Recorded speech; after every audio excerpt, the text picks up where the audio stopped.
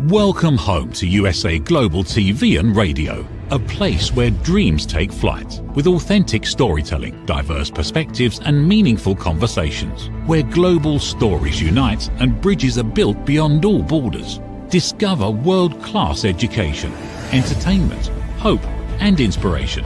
Together, we're building bridges worldwide. Subscribe to our channel, USA Global TV. Download our app, USA Global TV.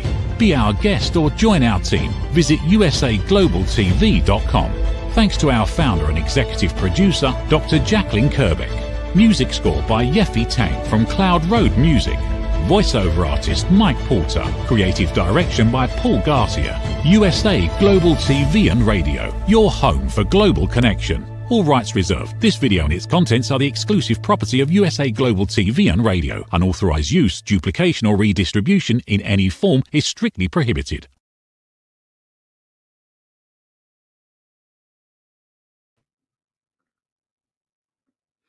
Good morning, good afternoon, good evening, and welcome home to USA Global TV and Radio, where today's show, Authentic Achievements, is excited, if I'm honest, to be joined by the fabulous Liz Brunner, who is an award-winning communicator, a keynote speaker, and an executive coach. She's dedicated to helping people lead with authenticity, presence, and purpose. As the CEO of Brunner Communications and a former Emmy Award-winning ABC TV news anchor, Liz has spent over 35 years mastering the art of powerful storytelling. She's the best-selling author of Dare to Own You and the host of the award-winning podcast, Live Your Best Life. Through her coaching and Brunner Academy speaking training, Liz empowers leaders to step into their full potential. And I'm so thrilled to welcome Liz to Authentic Achievements to share her incredible journey and her insights with us. Welcome, Liz. Oh, hello. It's so wonderful to be with you, Kim. And good morning, good afternoon, and good evening to wherever everybody is around the world today. Oh, it's so exciting to have you here. And I know from our previous conversations, this is going to be a good one. Thank you. Thank you. I'm excited about it too. Oh, I love every time we get the opportunity to chat together. But for our audience who haven't perhaps had that opportunity yet, can you tell them a little bit more about what got you here? So your life so far. Oh, in a nutshell, I consider myself in my fourth career chapter because I started out as a high school music teacher singing semi-professionally and toured the world, Austria, Germany, Switzerland, Italy, and Greece singing. And after a couple of years, I felt like there was something more I was supposed to do, Kim. And so I left teaching, not knowing what I was going to do, worked in retail for a couple of years, you must pay the bills. And then I got into television. And that's a whole long story, which people can read about in my book, Dare to Own You. But I ended up having an amazing 28-year career in television. My last 20 years of those 28 were in Boston at ABC TV News Center 5. And then again, I had this gut feeling there was something more I was supposed to do. The difference this time around than when I left teaching was that I knew that I had experience. I knew that I had skills that I could teach people. I also knew that I had gifts and talents that I had been blessed with that I wanted to be able to use and be of service in some way. And so 12 years ago, literally this month, I launched my business. Actually, next month, I launched my business. And I'm an executive communications coach, keynote speaker, and author. And I've had my podcast, Live Your Best Life with Liz Brunner. So that's how I got here today, and how you and I connected was on your podcast. So I hope people will look forward to that coming up next month. But I'm so honored to be able to be here and to share with our listeners today and our viewing audience all the things that I am bringing and sharing with people that are tips and tools and techniques that can help them live a best life. I believe my vision and purpose here is to teach, motivate, and inspire people to live their best life, whatever that means for them. And everybody has a different vision for their own life. But that's what got me here today. Oh my goodness. I love that, Liz. And I loved it when we last chatted about it. And I love that our whole piece is around helping people live their best life, whatever their best life is, instead of needing to conform to what we believe society thinks our best life should be. So I love that that's part of your purpose. And the other part, and we chatted about this before, but I'd love us to bring this to life, is people could look at that and go, they're very disparate chapters of your career. You know, they're quite different. So music, retail, and yet there's a real commonality, isn't there, throughout all of your different career elements that really is about the power of using your voice, but you so much more eloquently than I do. So could you bring that to life for us as well, please? Well, people often say, how did you go from teaching to TV to what you're doing now? And I had to figure out what my own themes and patterns were. I had to connect the dots. And so when I was teaching high school choral music and singing semi-professionally, sharing stories through song. When I was on television, I was sharing other people's stories with my voice. As an executive communications coach, I'm helping other people learn how to tell their story, and given my vocal background, how to use their voice well. And now as a keynote speaker and an author, I'm sharing my story using my voice. So those are the themes and patterns that have really connected the dots for me. And I love being able to share with people how to connect the dots for themselves, because people often say, well, I'm too old to do another chapter, or I don't have the right experience. Well, guess what? You do. You know more than you think you know. In fact, my grandmother, Dr. Dorothy Dunning Chaco, used to say that there is no knowledge ever wasted. And there is so much truth to that. We know more than we think we know, and we have to trust that.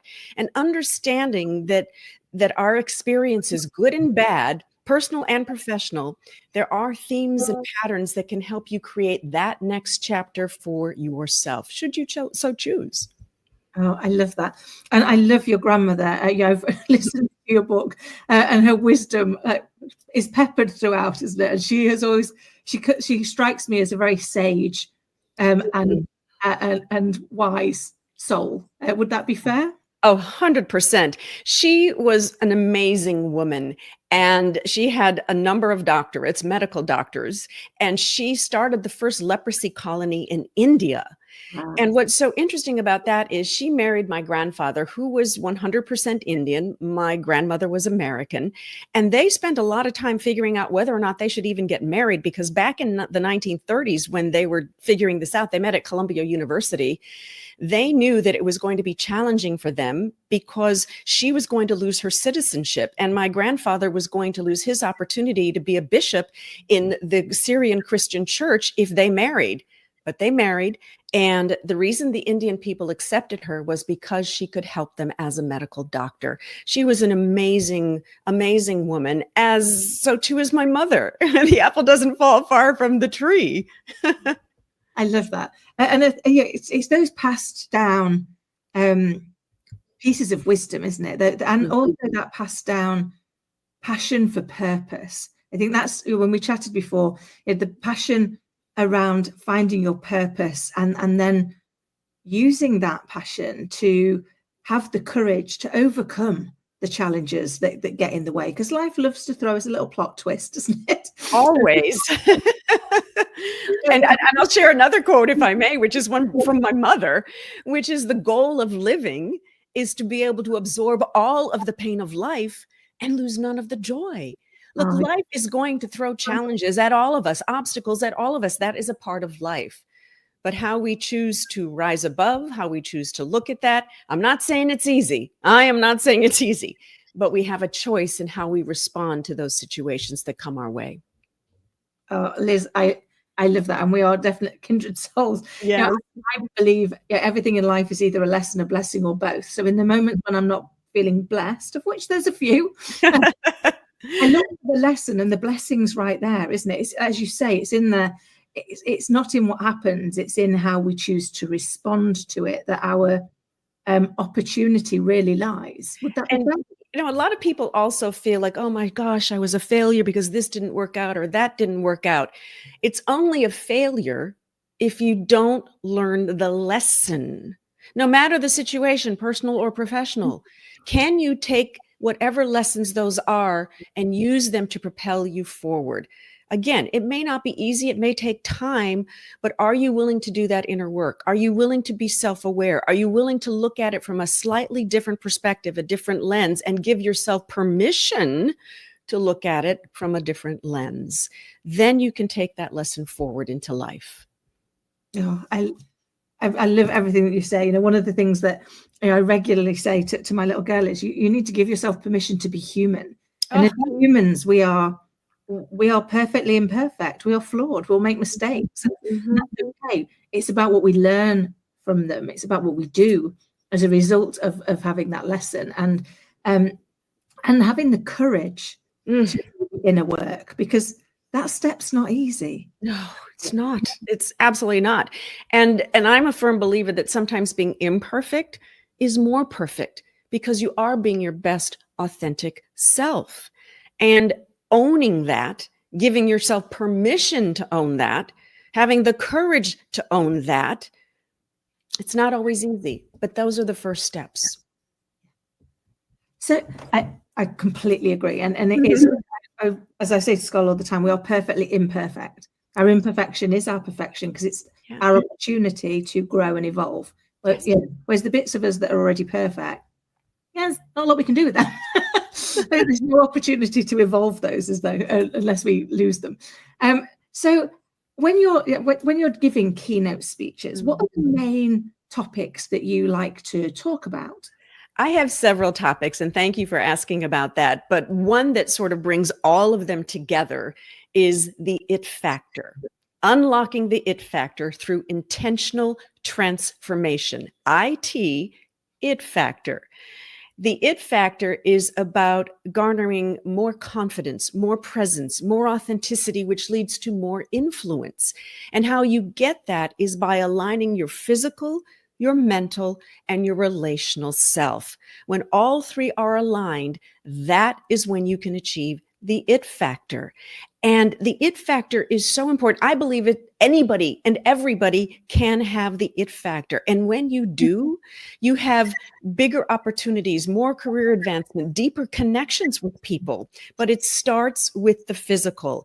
And I'm not talking just your nonverbal communications tools that you have, because that's all energy, kinetic energy. We're like sonars. Okay. We're always emitting and receiving information, all that energy. But now take that one step further to your physical movement, because we all know that movement, whether it's just breathing or you're actually exercising, I happen to love to exercise. I do it like 6-7 days a week, but that movement really helps you with that energy. And it also then connects you to your mind, which is the second pillar of intentional transformation. Because this brain of yours, this head of yours, it's like your internal GPS. And what you're telling it becomes your actions. What you're thinking about yourself becomes your actions. Do you have limiting beliefs? Do you have imposter syndrome? Now, it's one thing to believe that you can make a change, but then you have to do the work. Do you own who you are?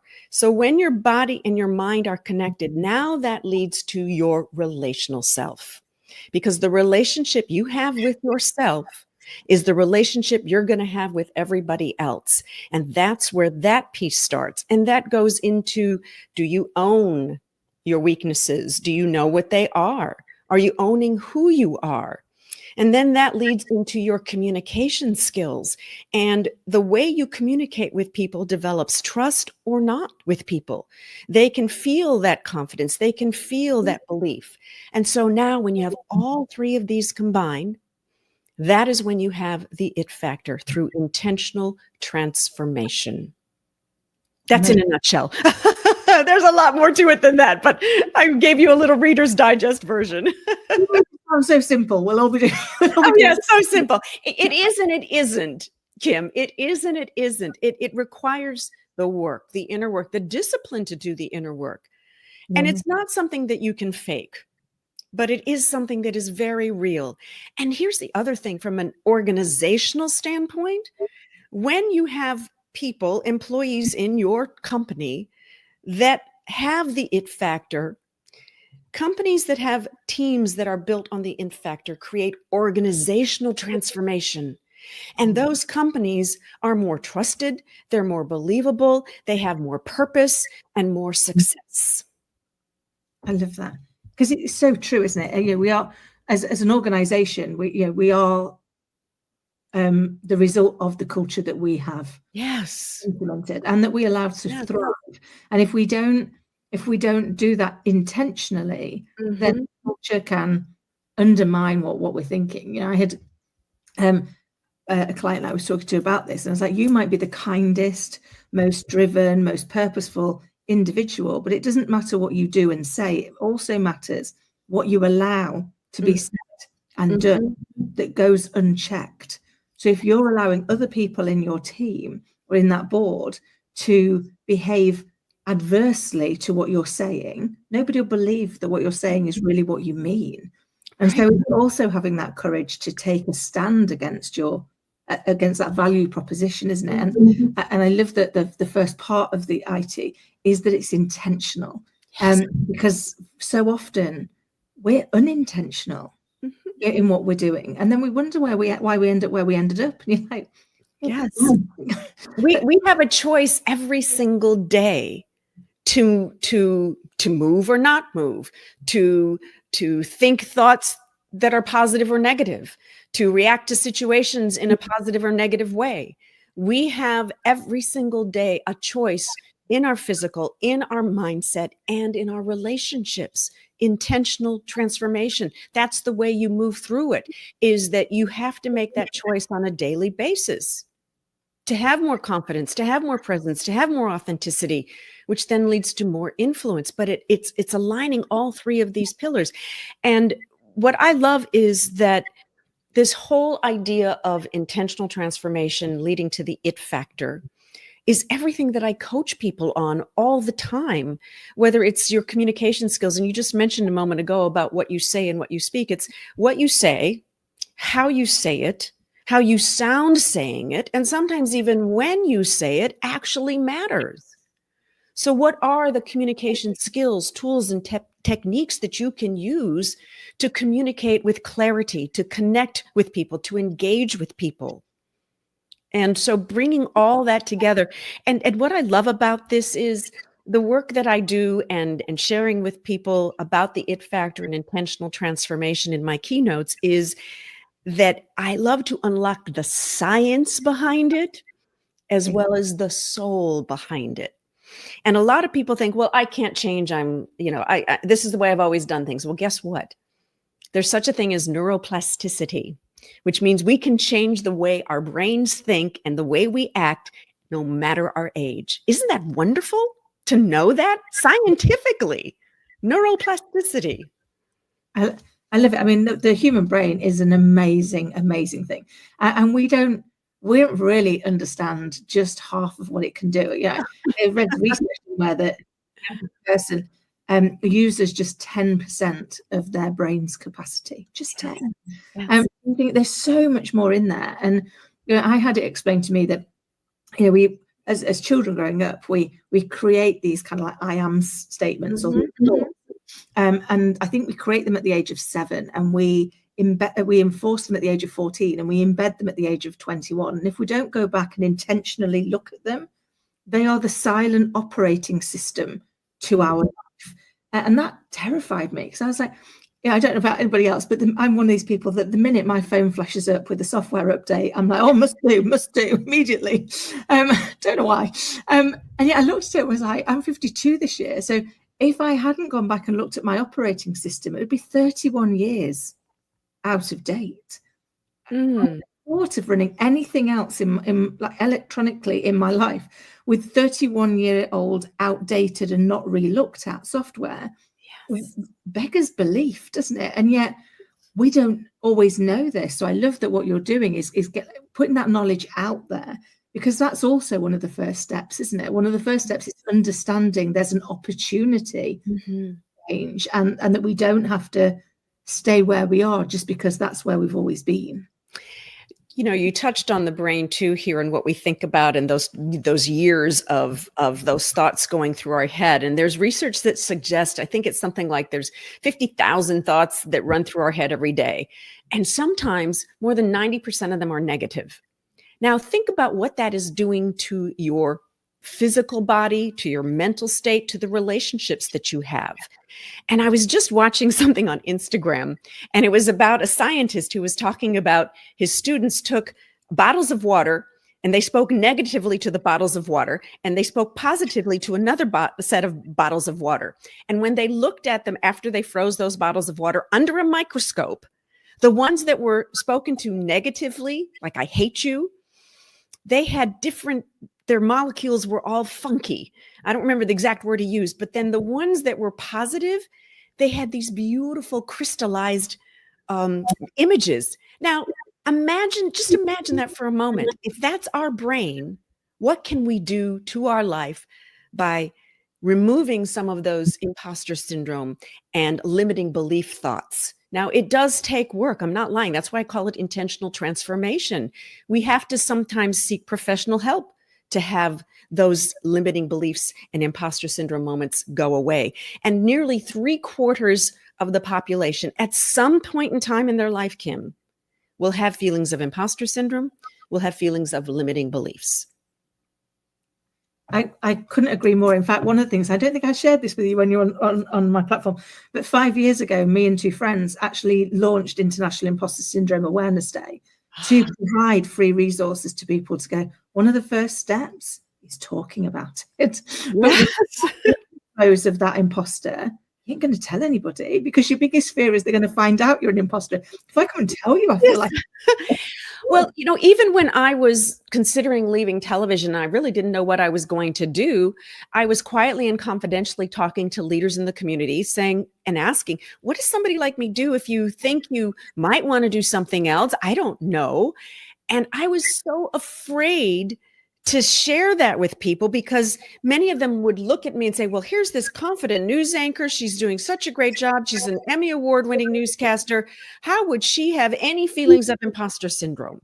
And I was petrified to think that I was going to launch a business. And don't talk about limiting beliefs. I didn't think I was smart enough. And I even remember saying to one of the mentors that I spoke to, I said, I don't know if I'm smart enough to run my own business. And you know what he said to me, Kim? He goes, you're smart, you'll figure it out. But I was petrified to even share that feeling with him, because, oh my God, what's he going to think of me? But I did. That so resonates. The amount of times over the years where I would have a different dialogue in my head. And I remember one particular one where I was given an award. I was given Leader of the Year. And so bad was my imposter syndrome at the time that I came up with a million reasons why I got it. And my final one was, they had a point to prove to other people. And then I remember 6 months later on, and I was given this award by a leader that I aspired to be like. And I remember thinking at the time, well, if only he knew what I knew. And 6 months on, he gave me another great accolade. And I caught myself in that moment about to do the same thing. And I remember saying to myself, hold on a second. Somebody you aspire to be like, and you've decided that your opinion, that you're not very good, that you're not worthy, that you're not smart enough, is more credible and more likely than his opinion that you are smart enough, that you do deserve it. And that really hit home for me, because I didn't think my opinion was better than his. So in that moment, I was like, right, I'm going to borrow his belief and I'm going to do whatever it takes to not let him down. But it was my first intentional shift of that thinking, which was, why am I allowing this inner voice that isn't serving me to steal the joy? So to take your grandma's saying, the knowledge is, so your mother's, to take the, to deal with the challenges of life without losing the joy. And I realized my own brain was stealing my joy. And think about that. We tell ourselves so many things, and here's where we have to learn to trust that we know more than we think we know. And that is hard sometimes to believe that. And especially if you already have all those negative thoughts, or sadly, you're getting negative input from other people around you. Look, not everybody is going to be supportive sometimes. If you want to make an intentional change in your life, find people that will support you. Find people that will encourage you. And that, again, now takes courage. It takes permission to find those people and surround yourself with people that are going to support you. That's so true. One of the things that we talk about quite a lot in Imposter Syndrome Awareness Day is the joy of finding your thrive hive. Yeah. Oh, I like that. Is your 4 or 5 people who are going to have your best interests at heart. That doesn't mean to say they're going to agree with you all the time. Right. But they are going to have your best interests. So if they are sharing anything constructively, it is just that. It's constructive. It's not negative. And so collectively, you thrive because you're all trying to do better. Because I think often, people don't mean to necessarily be negative towards us, but actually they're projecting out their own fear. And we just become somebody that they can project it onto. And it's interesting to come back to the it factor for a moment, because some people are intimidated by other people who they see have the it factor. And what I mean by that is, I'm sure all of us at some point in time in our lives have seen someone walk into a room and we have felt their energy. I mean, it's just undeniable. There's a confidence, a charisma, a something, the it factor.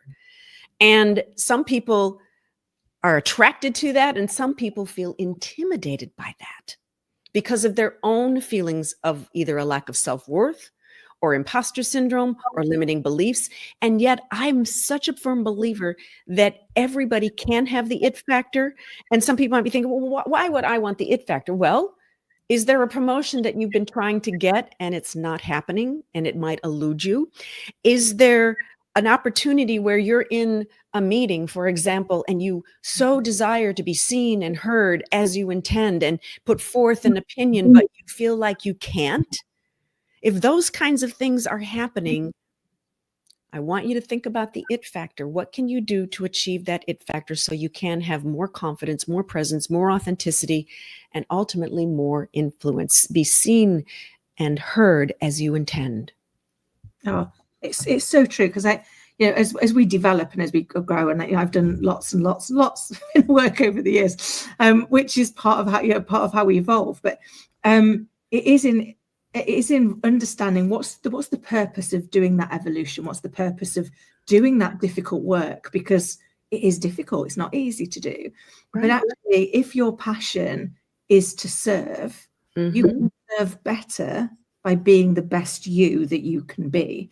And so for me, once I recognized that, I was like, oh, this isn't for a selfish reason. This is actually because I want to have a better, more positive impact on a wider audience that I can only do if I go and do the inner work and realign myself and adjust myself to some of those. Why am I telling myself this? And where's that come from? And do I really believe that? Or has it just been something I've got so used to saying? This little spinning thing in your brain that just keeps repeating old patterns for years and years and years, whatever those patterns are. And we all have them. We all have them. And I think that for me was the most comforting thing. We do all have them.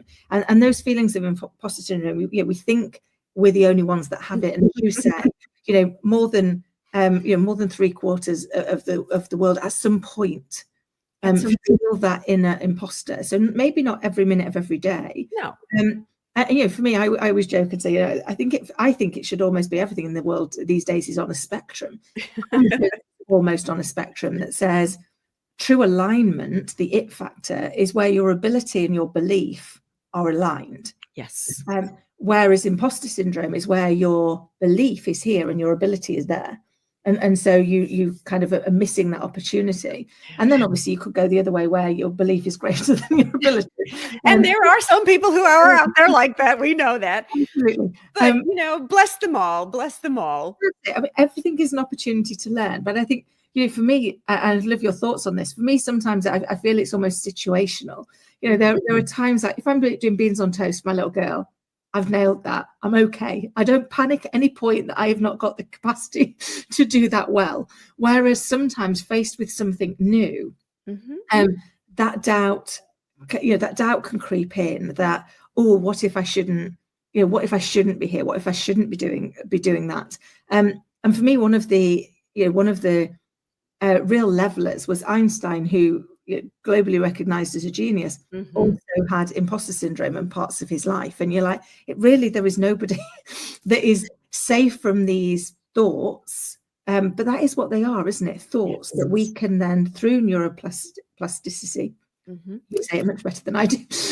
We can amend that dialogue, amend that running script to start to serve us better. Yes. Thoughts are not always facts. Thoughts are not always facts. That's number one. And the other piece of that is to give yourself permission to feel the fear and do it anyway. So true. It is, because actually courage isn't the absence of fear. I think it was Nelson Mandela that said that. It isn't the absence of fear. It's feeling the fear and having the courage to keep going. Exactly. And I think that's what I love about what you're doing and the work that you do. It's about helping people to have the tools. I was just pausing for a moment while I worked out what word I wanted. Have the tools, I think it is. Have the tools to harness their courage, to find their confidence. And that's what I love, is that I've created this framework of tools and tips and techniques of how you can align the physical, the mental, and the relational self that leads to all of the things that we all want, which is confidence, authenticity, and that influence and presence, and so that we can live our best life. And so being able to bring all the work that I do into this sort of thinking of intentional transformation and the it factor, I just love sharing it with people because it works. Well, it's so, to use the word you've just used, but it is so impactful, isn't it? Not just on the people that you are working with, but on the people that they then work with or that they then interact with. So it's that real ripple effect, isn't it? Exactly. And that's what I was talking about when it comes to organizational transformation, because when you have people who are all living and breathing the it factor and aligning their physical, mental, and relational self, you have built a culture in your organization that leads to more trust and leads to more purpose and leads to more success. I love that. And you have seen it in action in organizations, and it is priceless, the impact that it can have. Yes. But one of the challenges that I've seen, and I'd welcome your thoughts on this, is very often, a lot of these skills are what we would badge as soft skills. It always makes me smile, because if they really are soft, why do people find them so hard? They're actually strategic. I mean, a lot of people want to call them soft skills, but they really are not. They are strategic skills. And when you put that lens on it, it changes the whole trajectory of your thinking about it. You may want to continue to call them soft skills, EQ, but you know what? There's this wonderful survey that talks about the IQ and the EQ. Your IQ may account for 20 to 25% of your success, but guess what? The rest of it comes from EQ. And if you want to call it soft skills, be my guest. I call it strategic leadership skills. I'm completely with you, Liz. I think it has always made me smile that they badge it as that. And it's like, that's just an excuse not to learn them. And Right. because they're harder to learn. It means change. It means doing something differently. And let's be realistic. The things that got us to where we are today, quite successfully, I might add, may not get us to where we want to be tomorrow. We do have to change our habits sometimes, change our behaviors, change our thinking. And that comes down to intentional transformation. It's so true, because the world is constantly evolving. So if we don't evolve with it, we face irrelevance. And that's probably the greatest fear of every board level leader I've met. They fear becoming irrelevant. Yeah. And yet, instead of therefore embracing the need to evolve, to going and looking at actually, how do I learn these strategic skills? How do I understand that actually, if I better understood my people, and if I could better create an environment where they could thrive, we would collectively thrive. Yes. And now everybody's sharing the problem. One of the big things I see is that leaders often don't give their people permission to be part of the solution. Mm-hmm. And what you're doing with intentional transformation is changing that, is creating that environment where everybody does have permission to be part of the solution. And that's where the real growth comes from. Would that be fair? I would agree 100%. And what I think is so interesting about that, Kim, is it's a very different approach to leadership and to leading than maybe it was 5 years ago, 10 years ago, 20 years ago. Now, I believe that is how we move towards success. It's a collective success. And that happens when you give your teams, your people, your culture, the opportunity to be a part of a solution. and not just, dictating this is how it's going to be. Now, yes, as a leader, it is very lonely at the top sometimes. There's a reason for that phrase. It can be lonely at the top because ultimately, as the leader, you may have to make those tough decisions. But as a leader, are you listening to your constituents? Are you listening to your teams? Are you listening to your employees? Are you listening to your partners? Are you allowing them the opportunity to contribute to the culture in a healthy, positive way? So there's so much we could talk about when it comes to leadership and intentional transformation and organizational transformation, but it is an important component. I love it. We've only scratched the surface, haven't we? Yes, we have. One of the things I'm just in the process of getting my book published, but for me, one of the new and evolving leadership skills that I perceive to be really important, I'd love your thoughts on it, is curiosity. It's that ability to be curious about self and others, curious about technology and sustainability. But to be curious, you've got to first admit that you aren't necessarily going to be right. Because if not, you're not curious. You're just trying to make your point. What are your thoughts on that? I believe that as a leader, or all of us need to stay curious. We need to continue to stay curious and expand our minds and our brains and be open to different ways of thinking, different ways of doing things. Technology, AI being one of them. I was just a part of an AI Women's Summit at MIT over the weekend, and we were talking about how do you bring in emotional intelligence to this world of AI, and how our humanness, AI can only be as effective and informative as our humanness, what we put into it. It's a mirror of us. Mm-hmm. And so now when you think about that going forward and staying curious, I know myself that up until earlier this year, I was like, I don't know about this AI thing. I'm a little nervous about it. Now I'm curious. Now I'm excited to learn. And I believe that, yes, a lot of people fear losing jobs, and that may be a piece of it, is a piece of it. But how can you learn to adapt? How can you learn to be resilient through some of these things? Because it is important to stay curious in order to grow. If you think about the fact that, I don't know when the smartphone was developed, but even going further back than that, all this technology that we've had over the last decade, over the last 100 years, and how changes have occurred, somebody had to be curious about doing something differently. And look where we are. And this is just a part of that evolution.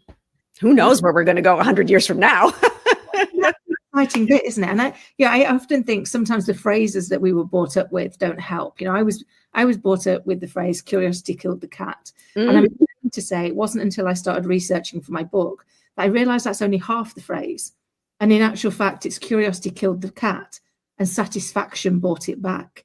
So it's curiosity killed it, but the satisfaction. We never talk about the other half of that equation. So we only put it in as a negative, and yet the reality is what it learned, the satisfaction it got from it, improved its life, brought it back to life. And I think there's so many bits like that. And if we go back to when every time there's been a new evolution, when the internet was brought out, when we've got mobile phones, everyone thought it was the end of everything as we knew it. And to an extent, yeah, it was, but it was the start of everything we were going to know. And so for me, like you, I'm very curious about AI and what's that going to do and evolve for us. I cannot believe it. The time has disappeared yet again. But before we go, can you share with people how they can get in touch with you and who you help? Oh, thank you so much for offering me to share that information. Probably the easiest way is to connect with me social media as well, Instagram, LinkedIn, and Facebook, but also just go to my website, which is lizbrunner.com, LIZBRUNNER.com.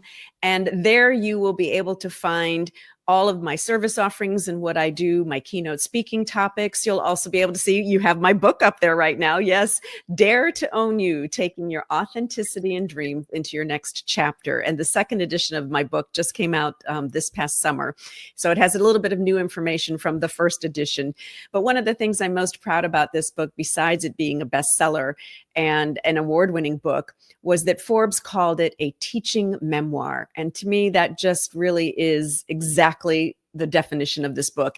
And I'm, of course, very proud that Jack Canfield, who is New York Times bestselling author himself, and for the Chicken Soup for the Soul series, did the foreword for my book. And I remember the day that I asked him if he would do the foreword for my book. And he said, Liz, I have to read it because after all, it's my reputation on the line. I said, of course I want you to read it. And about 3 weeks later, I got an email from him saying, congratulations on writing a great book. Here's your foreword. That was an amazing day, Kim, an absolutely amazing day. So again, Instagram, Facebook, LinkedIn, and lizbrunner.com. You can find all of that information there. Amazing. Liz, thank you so much. And I highly recommend the book. It's fabulous. Thank you so much. I really enjoyed it. And you're right. I mean, Forbes couldn't have put it better. It really is a teaching experience, but done in a gentle, storytelling and inclusive way. So I applaud you for it. Thank you. It's been an absolute delight to have you here again. I look forward to our next conversation. And thank you for sharing your insights. And for everybody listening and watching, I hope you found today's show as insightful and inspiring as I have. And until next time, take care. USA Global TV and Radio proudly presents Tracy Cram-Perkins, a dementia caregiving survivor teaching how to balance care with peace of mind. #1 resource for dementia caregivers. It's the book Dementia Home Care: How to Prepare Before, During, and After.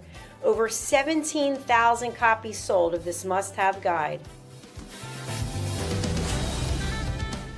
And now a testimonial from Tracy Smith. If I was to describe this book to someone who is going through a similar situation, I would underscore how important it is to have some sort of a tool or a guidebook to help you through certain stages. And there's so many, it's such an unknown topic to the average person. And to have this as a reference is essential. It's going to help you get through it personally, as well as help your loved one manage. To learn more, go to tracycramperkins.com. Tracy Cram-Perkins is an award-winning author. She's also the host of Dementia Home Care television show. Watch it here on USA Global TV and Radio. In a world full of noise, misunderstandings, and interruptions, master the art of listening with Dr. Jacqueline Kerbeck. Dr. Jacqueline Kerbeck is the listening mentor of USA Global TV and Radio and the Amazon #1 best-selling author of Mastering the Power of Elevated Listening. Elevate your listening. Elevate your life.